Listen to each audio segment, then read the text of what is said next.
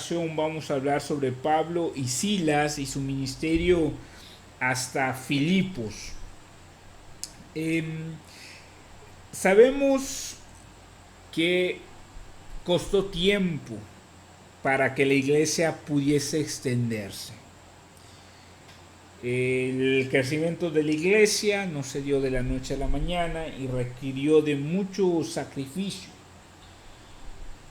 Requirió de la persecución que vimos en Jerusalén, requirió de un primer viaje misionero por parte de Pablo y Bernabé. Y en esta ocasión vamos a ver que se requirió de un segundo viaje para la extensión de la iglesia y del evangelio. Y ese es el segundo viaje misionero de Pablo. El Señor Jesús ascendió aproximadamente en el 30 después de Cristo, pero el primer viaje misionero de Pablo se llevó a cabo aproximadamente hasta el 46 después de Cristo. Y esto nos muestra que siempre la construcción de los fundamentos de una gran obra siempre costará tiempo. No debemos desesperar. Poner los cimientos, poner los fundamentos, levantar a los líderes, desarrollar el carácter, todo ello lleva tiempo. Entonces, no debemos menospreciar el trabajo que se hace, aunque parezca que no se está avanzando, porque se está poniendo fundamento para una obra más grande. Nunca una construcción puede soportar más allá de lo que sus cimientos tienen capacidad. Y los cimientos siempre deben ser muy fuertes, porque es el fundamento de toda la construcción. Muy bien, vamos a ver en esta lección, vamos a platicar acerca de 6 principios relacionados al segundo viaje misionero de Pablo. ¿Sale? Vamos a trabajar sobre estos 6 principios. El primer principio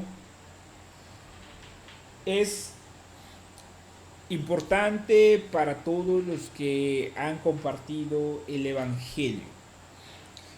Y este principio dice que es importante conservar la cosecha. Es muy importante conservar la cosecha. Los granjeros, la gente del campo sabe que es importante cuidar el grano que se va a cegar, que se va a recoger. Se requieren varios meses de arduo trabajo para producir una cosecha.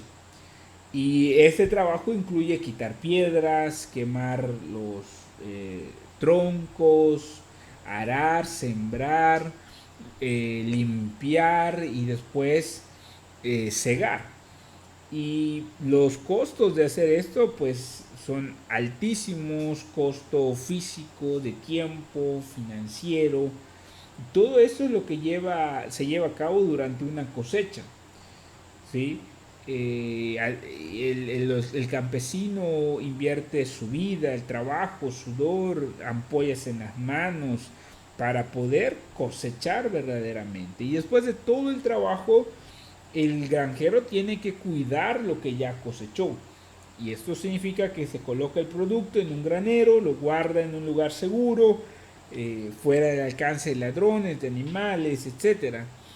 Y la iglesia hace un trabajo bastante similar al respecto. Una cosa es traer a la gente por la puerta principal de la iglesia y otra cosa es que permanezcan y crezcan en ella.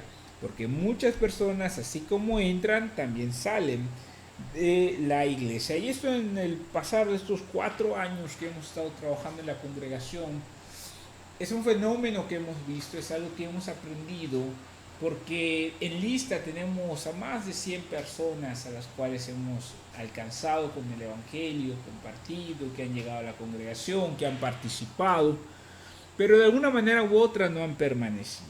Y es bueno que podamos reflexionar sobre ello, porque los nuevos creyentes son como los bebés que necesitan ser alimentados para crecer y recibir los cuidados necesarios. Y como iglesia tenemos que detenernos a pensar en lo que estamos haciendo con los nuevos creyentes y con las personas nuevas que están llegando a la congregación. El Señor pagó un gran precio por ellos y nosotros debemos tenerlos en estima. Claro, será responsabilidad de ellos continuar y tomar las decisiones, pero que de nuestra parte siempre haya el apoyo, el consejo y el cuidado necesario sin tomar el lugar del Espíritu Santo. Nosotros no podemos crear convicción sobre alguien, no podemos producir fe sobre alguien, solo podemos aconsejar, orar y apoyar y animar a los nuevos creyentes. ¿Sí? Esto es muy importante, siempre hay que conservar la cosecha. Segundo principio que aprendemos del segundo viaje misionero de Pablo, y bueno, este primer principio lo basamos en el verso 36, porque vemos cuál era la preocupación de Pablo, que ellos querían visitar a los hermanos a quienes ya les habían anunciado el Evangelio, a las nuevas iglesias, y ver cómo se encontraban. El segundo principio es que a veces, en algunas ocasiones, cuando hay disputas entre dos personas maduras, piadosas, con visión en la obra del Señor, cuando hay disputas entre estas dos partes, en algunas ocasiones las dos tienen la razón. ¿Cómo lo escuchan? No siempre una parte tiene la razón. Los creyentes tenemos que estar de acuerdo sobre muchas cosas. La palabra de Dios, las doctrinas fundamentales. Pero dos creyentes podemos estar en desacuerdo sobre algún punto específico de algo no esencial y sin embargo los dos tienen razón. Y eso es precisamente lo que sucedió entre Bernabé y Pablo. Bernabé está en la lista junto con los profetas y maestros en Hechos capítulo 13, en el verso 1. Bernabé era un hombre escogido, la iglesia de Jerusalén lo había escogido para ir a los nuevos creyentes en Antioquía. Los creyentes de Antioquía lo eligieron para ayudar a llevar la ofrenda a la iglesia en Jerusalén. El Espíritu Santo lo escogió para ser misionero. A Bernabé le gustaba ayudar a otros a crecer. De hecho, su nombre significa hijo de consolación. Fue de los primeros en dar la bienvenida a Saulo como hermano, y fue Bernabé quien fue a buscar a Pablo a Tarso y llevarlo como ayuda para ser maestro en Antioquía. Bernabé ayudó a producir lo mejor de Saulo, lo ayudó en sus primeros inicios, en el arranque de su ministerio, y también ayudó a Juan Marcos. Y la pregunta que surge es, ¿tenía razón Bernabé en dar a Marcos una segunda oportunidad? Definitivamente que sí. Juan Marcos, de hecho, después creció como un fuerte hombre de Dios junto a Bernabé y animó a las iglesias en Chipre. Y este viaje que Bernabé llevó a cabo con Juan Marcos lo fortaleció. Claro que Marcos había abandonado a Pablo aproximadamente en el año 46 durante el primer viaje. Pero 20 años más tarde podemos encontrar que la actitud de Pablo hacia Juan Marcos había cambiado. ¿Por qué? Porque en 2 de Timoteo, en el capítulo 4, verso 11, vemos que Pablo le pide a Timoteo que le lleve a Juan Marcos porque le sería útil en el ministerio. Y vemos también en la primera carta del apóstol Pedro, en el capítulo 5, verso 13, que Juan Marcos viajó con Pedro para ayudarlo en el ministerio.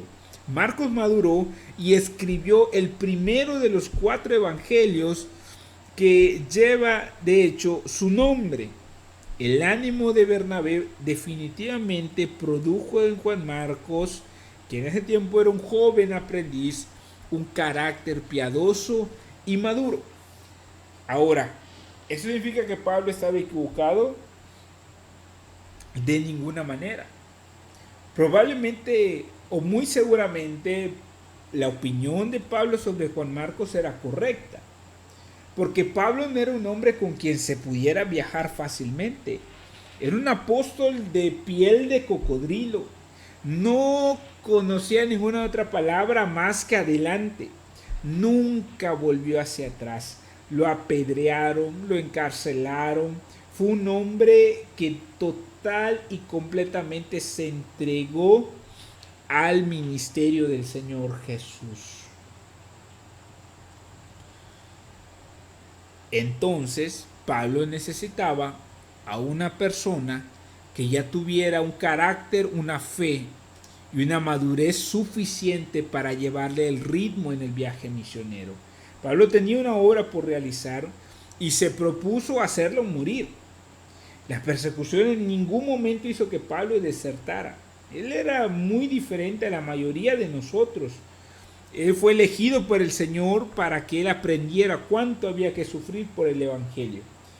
Los principios que Pablo estableció en su vida, su ejemplo, claro que son demasiado pesados para nosotros y muy seguramente eran muy pesados para Juan Marcos, especialmente que era un jovencito, un joven inmaduro en la fe.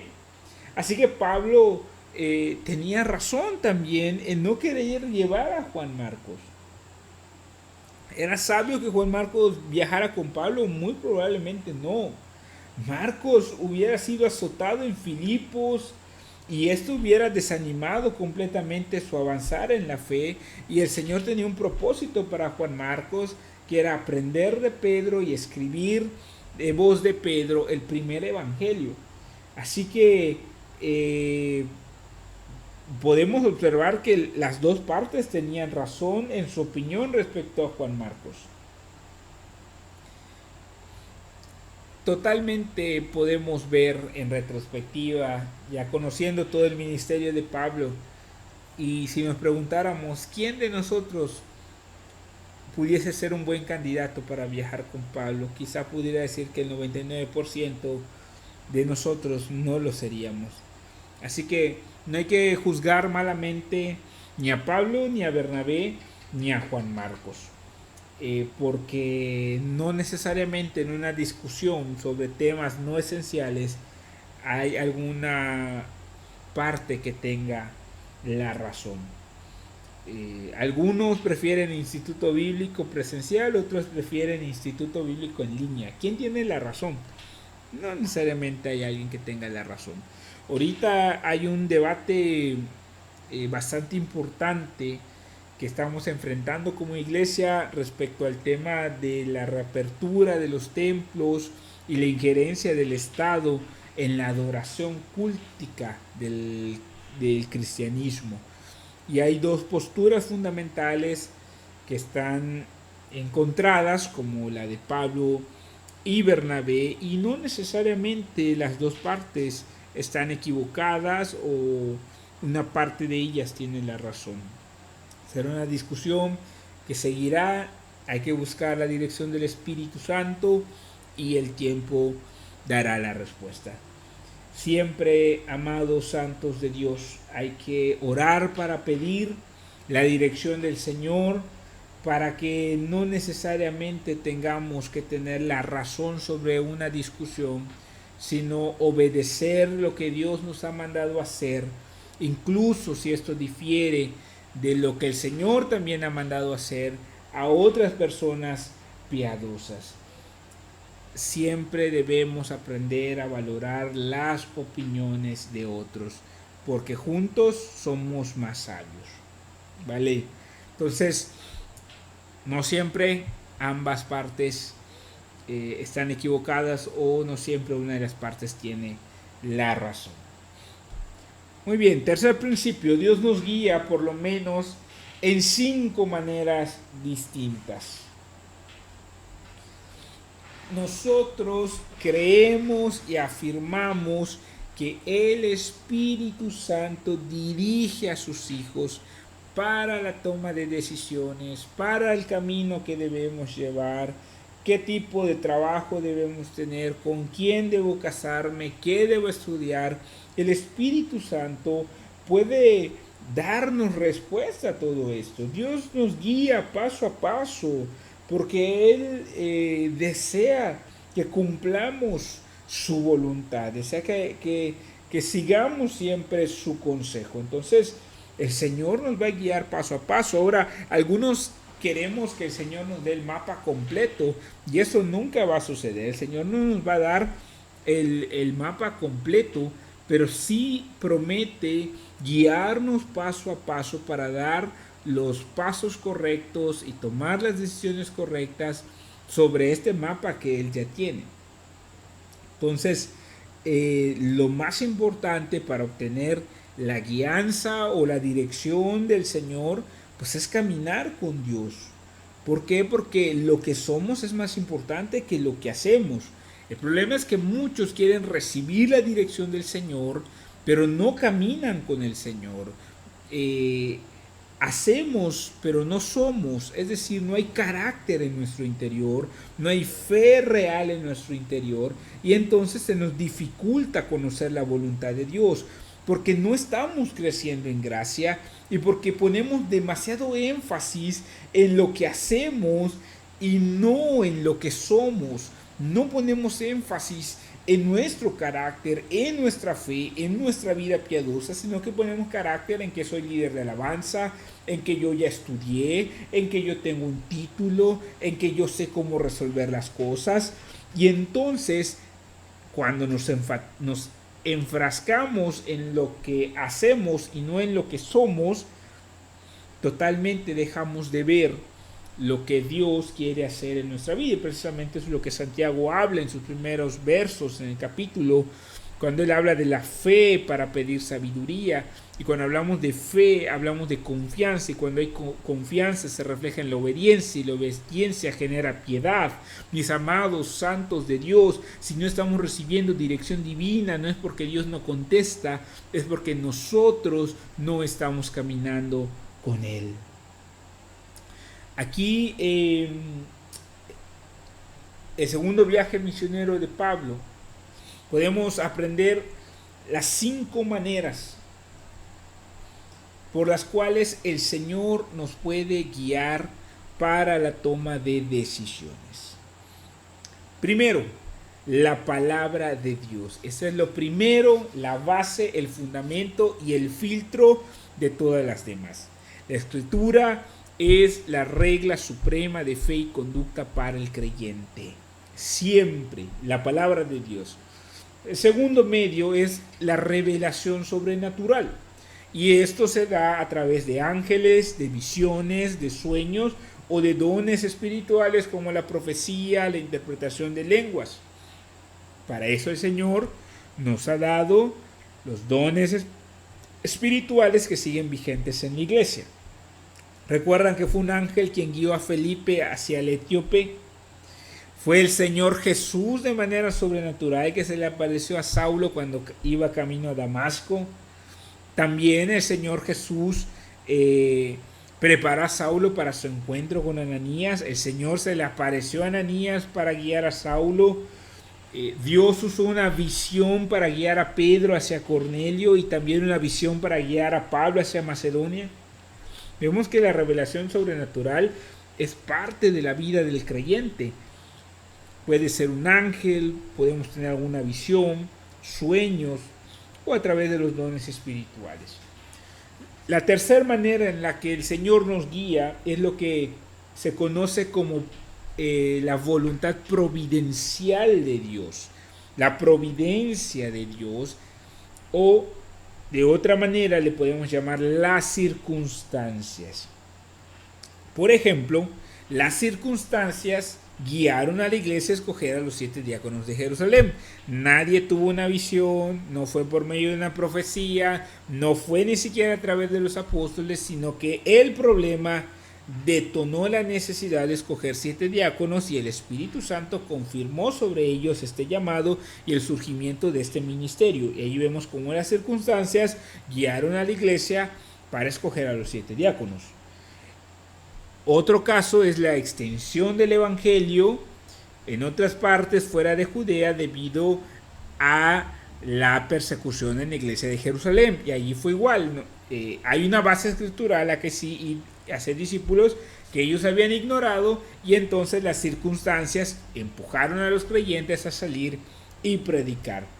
Dios usó también las circunstancias para guiar a Pablo desde Jerusalén a Cesarea. Entonces vemos que Dios usa también circunstancias para guiarnos.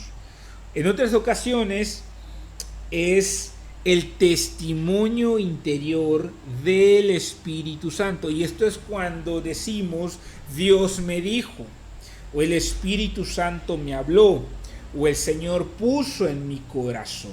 Aquí no es una revelación a través de ángeles, visiones, sueños o dones espirituales, sino que es un testimonio directo del Espíritu Santo.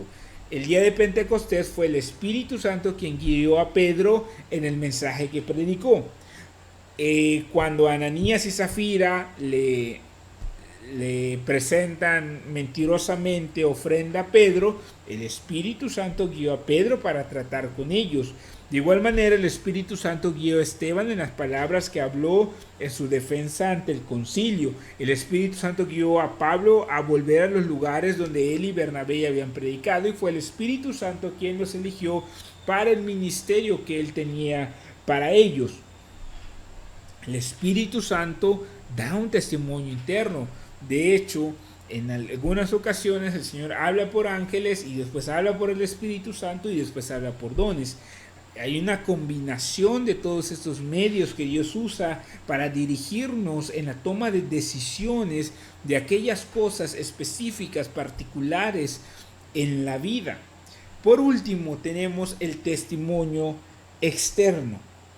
Y este testimonio externo es lo que conocemos como la decisión de la iglesia.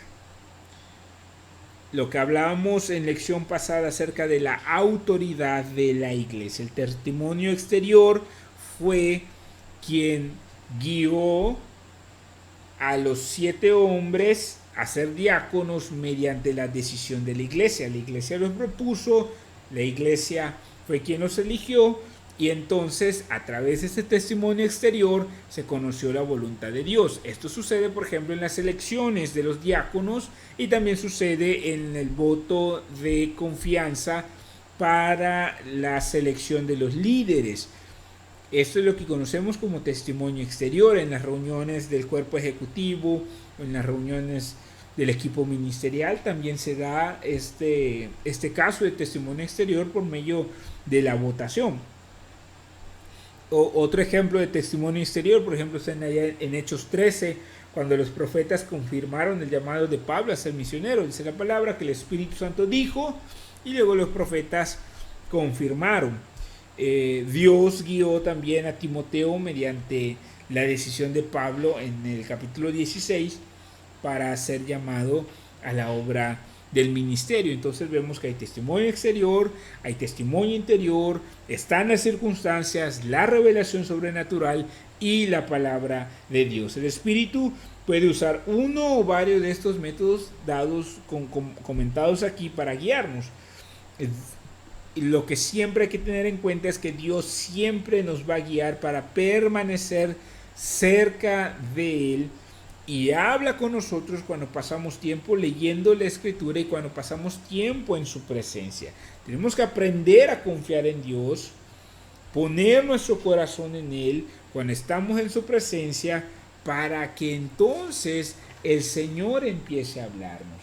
Ahora, algo muy importante es esto: algunos quieren recibir la dirección del Espíritu Santo de manera directa sin acudir a la Escritura, y entonces es cuando entramos un riesgo, porque dice el apóstol también: no creáis a todo espíritu, sino discernid si los espíritus son de Dios.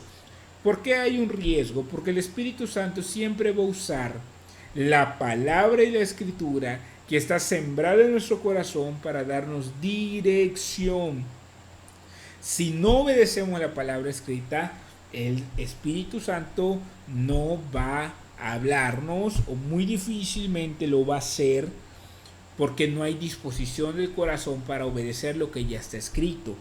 Y entonces va a ser aún más difícil obedecer lo que no está escrito, es decir, aquellas direcciones muy específicas del Espíritu. Muy importante, la palabra siempre debe regir sobre nuestra vida. Cuarto principio: necesitamos tener una buena actitud para ser obreros fructíferos de Dios. Quiero que notemos tres cosas sobre la actitud de Pablo. Primero, él tenía la actitud de un siervo hacia otros creyentes. Pablo sacrificó sus derechos de apóstol. Él trabajó con sus propias manos, siempre se vio a sí mismo como un siervo y nunca tomó su autoridad para estar sobre los creyentes. Y esto es muy importante. Nuestra actitud siempre debe ser de servicio hacia la iglesia, de servicio hacia los creyentes. Segundo, necesitamos tener lo segundo es que Pablo también tenía una actitud humilde hacia Dios. Pablo no exigía a Dios instrucciones claras, sino que comenzaba a caminar y Dios iba guiándolo.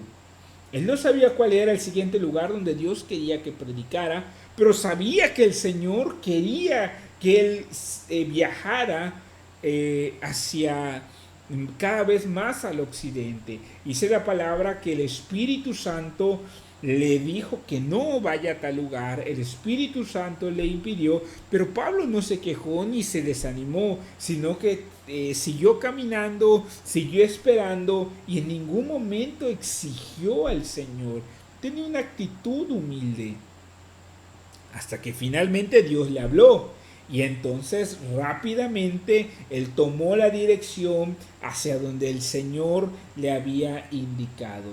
Un no de Dios es de tanta ayuda como un sí de parte de Él. Entonces cuando Dios diga no, no hay que exigir, no hay que desanimarnos, hay que avanzar, hay que caminar, hay que actuar, hay que continuar y hay que seguir orando, hay que seguir orando. Y a su tiempo debemos descansar en el Señor y sabemos que vamos a recibir la dirección del Espíritu Santo. ¿Sí? Siempre pidamos la dirección del Espíritu Santo. A veces en el primer paso el Señor nos va a dar la dirección, pero en otras veces tenemos que caminar kilómetros para que entonces el Señor nos dé la dirección. Tercero, Pablo tenía una actitud afectuosa hacia los pecadores. En Filipos Pablo no se quejó. La primera persona convertida en Filipos fue una mujer, no el hombre que vio en la visión. ¿Se dan cuenta? Por eso nunca hay que desanimarnos o no hay que dar por hecho ciertas cosas. Dios le mostró un hombre, pero la primera persona que se convirtió fue una mujer. Luego, el carcelero de Filipos se convierte, ¿verdad? Y vemos la actitud de Pablo aún en la cárcel. Él no se quejó ante el carcelero de Filipos, no le hizo el feo, no le dijo cosas, sino que a medianoche estaban orando y cantando a Dios. Esa es una actitud impresionante ante las situaciones. Pablo no dijo, Dios, yo no merezco ser tratado así, soy tu apóstol. No se enojó ni con Dios ni con los hombres. Al contrario, cantaba alabanzas. Y esto fue de testimonio para el carcelero de Filipos.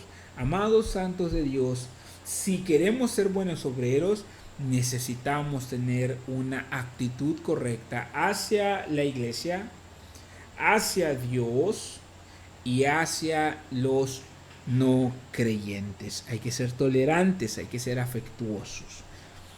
Siguiente principio.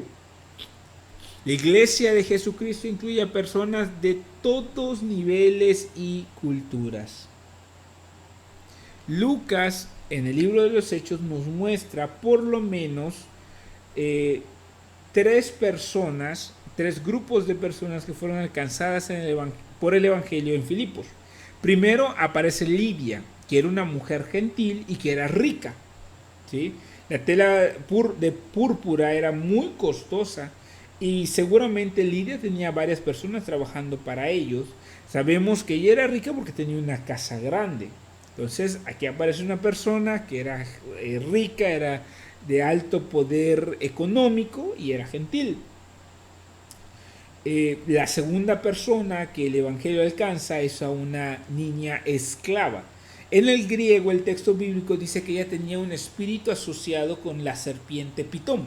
Tenía un espíritu de Pitón. Esta serpiente era un símbolo del dios sol de los griegos, Apolo.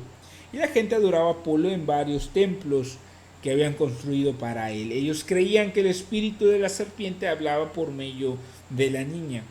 Y quiero que noten que Pablo habló directamente al espíritu en el nombre de Jesucristo e inmediatamente la niña fue liberada. Y esto nos habla de la necesidad de liberación cuando hay personas que tienen posesión demoníaca, y hablar siempre en el poder y en el nombre del Señor Jesús, porque hay poder en el nombre de Jesús. Entonces aquí vemos a una persona esclava totalmente contrario a Lidia y que también era gentil. Y por último también vemos la vida transformada por el Evangelio en la vida de un soldado romano, de un carcelero romano.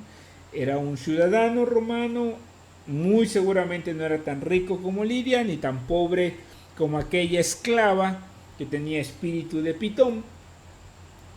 Y a esta persona Pablo le predica el Evangelio. Esto nos muestra que la posición económica no es un indicador de que alguien no puede ser parte de la iglesia o que alguien es más susceptible a ser parte de la iglesia. Lucas nos asegura que Lidia y el carcelero fueron salvos. No sabemos si la niña esclava le entregó su vida a Cristo, esperamos que sí, ¿verdad? Pero por lo menos Lidia y el carcelero sí lo fueron. Y esto nos muestra que necesitamos decirle a las personas que pueden ser salvos.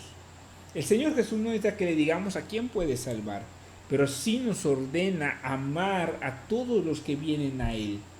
En Cristo Jesús la gente de cualquier nivel social es igual y por eso nunca debemos hacer diferencia entre los creyentes. Por último, los creyentes deben usar sus derechos como ciudadanos. Eclesiastés 3.1 dice que todo tiene su tiempo. Y esto quiere decir que hay tiempo para renunciar a nuestros derechos, pero también hay tiempos para usarlo. Pablo usó sus derechos como ciudadano romano en Filipos. Era de ciudadanía romana y ahí lo azotaron sin un juicio. Y dado que era él un ciudadano romano, los azotes que le dieron fueron ilegales. Pablo no tuvo la oportunidad de defenderse antes, pero cuando las cosas se calmaron, Pablo exigió sus derechos. Pablo pudo haberlos llevado al tribunal para demandarlos, pero incluso en este punto no usó esos derechos hasta ese nivel, sino que exigió solo que los funcionarios lo liberaran. De esta manera ellos iban a recordar siempre que Pablo podía haberlos llevado a juicio, pero no lo hizo, sino que los perdonó. Y de esta manera Pablo, al usar sus derechos de ciudadano romano, ayudó al testimonio de la iglesia. Hay ocasiones, familia, donde los creyentes necesitamos usar nuestros derechos como ciudadanos. Y hay momentos en los que hay que dejarlos allá a un lado. Siempre debemos pedir la sabiduría para usar estos derechos y para saber en qué momento hay que hacerlo. Pero no está en contra de la palabra de Dios usar nuestros derechos establecidos en la Constitución de nuestro país, siempre que esto sea para el avance del Evangelio y para el testimonio de la Iglesia.